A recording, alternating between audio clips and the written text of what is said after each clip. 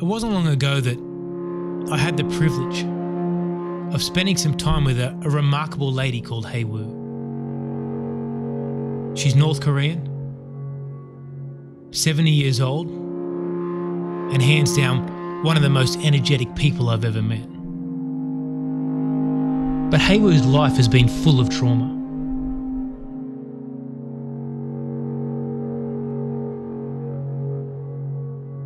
In 1997, in the midst of a great famine in North Korea, Hae Woo's daughter, in her mid-20s, starved to death in her own home. Hae Woo's husband escaped to China. He found God. But sadly, he was caught by the secret police. And 6 months later, he died in a North Korean prison camp. Hae Woo said to me, "I was shocked to hear that my husband had become a Christian. But instinctively, I knew that he had found the truth."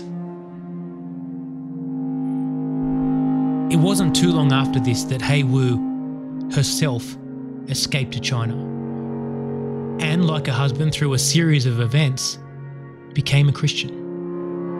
Hae Woo was caught by the secret police. She was repatriated to North Korea and placed into a prison camp. As I spent time talking with Hae Woo about life in these prisons, death so rampant that bodies would lay on the ground for 3 or 4 days without being cleaned up. Stories of mental and physical abuse that would make you sick to the pit of your stomach. I couldn't help but wonder, what is it about people like Hae Woo that makes them risk everything for the privilege of being in a relationship with Jesus? But more than that, what would I risk for the same privilege? You see, in the middle of one of the darkest places on earth, Hae Woo chooses to do something so radical, so dangerous, and so Christ-like. She said to me that in the middle of this prison, God gave her a heart to evangelize, to tell my fellow prisoners about Jesus. And so right here in the middle of a North Korean labor camp, a secret fellowship, a secret church begins. You know, I was recently asked one of those questions that stays with you for weeks, one of those questions that kind of reverberates around your mind and captures your every thought. You see, someone asked me, if Jesus Christ walked the earth today, would you follow him? You see, Jesus Christ was radical. The way he spoke, the way he taught, every single thing he did was radical, but absolutely incredible.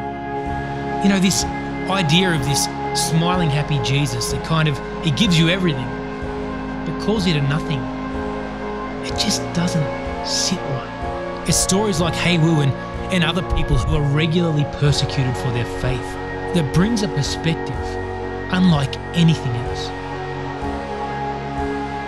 People who obediently, selflessly, and courageously follow Jesus. Hae Woo had a church in a place so putrid that no one dare go near them. Inside a prison, where if caught, you would be tortured and killed without exception. You see, we serve Jesus Christ, the Saviour of the world, and a radical. And our response to that should be to uncompromisingly, unashamedly, and passionately follow him, whatever the cost.